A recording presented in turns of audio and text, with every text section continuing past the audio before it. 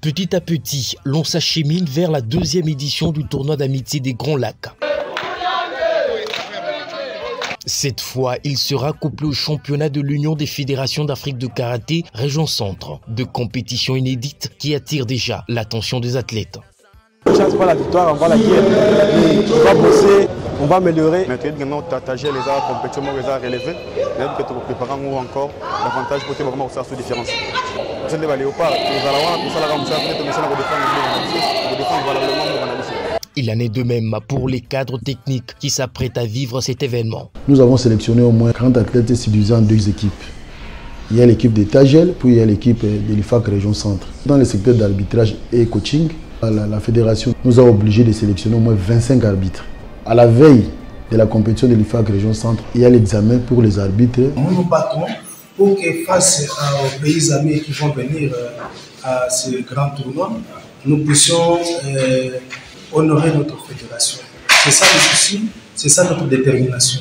L'heure est sérieuse pour la Fédération de karaté du Congo. Plus de temps à perdre. Quelques jours seulement nous séparent de cette double fête régionale de karaté. Et pour y parvenir, chacun doit jouer sa partition. La deuxième édition du tournoi d'amitié des Grands Lacs est plus complexe que la première.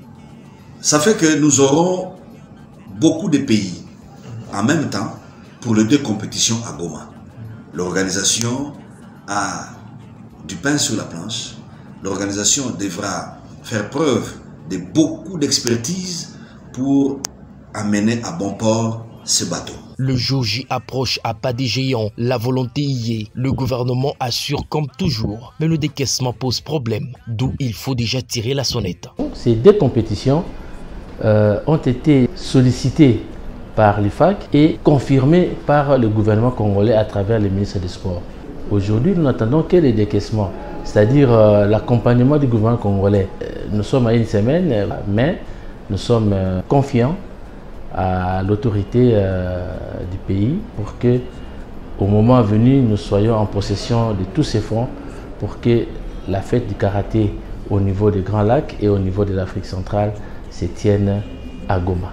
Selon le programme, les 3 premiers jours seront consacrés au tournoi d'amitié des Grands Lacs avec comme participants le Burundi, l'Ouganda, le Rwanda, la Tanzanie, le Kenya, la Zambie, l'Angola, le Soudan du Sud, le Soudan et la RDC avec comme invité principal la Namibie, tandis que les 3 autres jours seront consacrés au championnat de l'IFAC, où la RDC va se mesurer au Congo-Brazzaville, au Gabon, à la RCA, au Tchad, au Cameroun, au Burundi, au Sao Tomé-Principe et à la Guinée équatoriale. Le spectacle y en aura. Les athlètes donneront le meilleur d'eux-mêmes. Dans le rang de la team RDC, 2 absents seront de taille, Francis Pandemoya et Nancy Chaba. Les 2 capitaines stoppent leur carrière d'athlète juste à la veille de la compétition.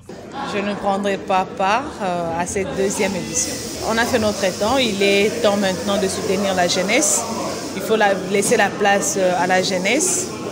Donc je pense que c'est le moment. C'est le moment favorable. On a 2 remplaçantes qui sont déjà là. Donc on a préféré se retirer. Comme disent les Français, il faut quitter la chose avant que la chose ne te quitte. Ses coéquipiers tournent la page mais pensent toujours à leur guide. Nancy est avec nous. On est en train de travailler avec elle. Comme toujours, la motivation est là. Elle est avec nous et on va assurer. On va faire de tout notre mieux pour que son nom ne puisse pas disparaître. Voilà.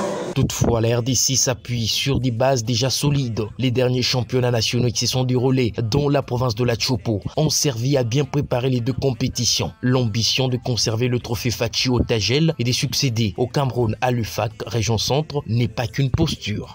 Évidemment, Goma respire. Goma vit.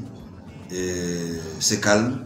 Nous croyons aux capacités managériales et diplomatiques qui sont déployées par la plus haute autorité de ce pays, qu'en ces moments-là, il y aura du calme et que nous pourrons compter sur la sécurisation de la région par nos forces armées. Quant à ce, nous savons que le Tagel couplé à l'UFAC RC aura bien le bien lieu à Goma du 22 au 28 août 2022. Que dire encore de plus pour cette ville de Goma qui, malgré la mauvaise campagne, continue à accueillir des vols internationaux et à recevoir des touristes de tous bords? Ce que j'ai constaté, Goma c'est une belle ville.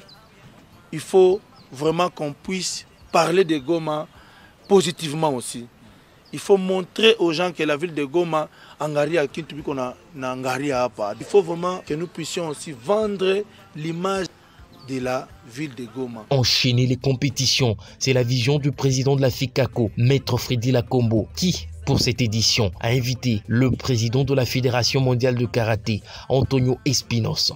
Le rendez-vous est donc pris du 22 au 28 août 2022 dans la ville volcanique.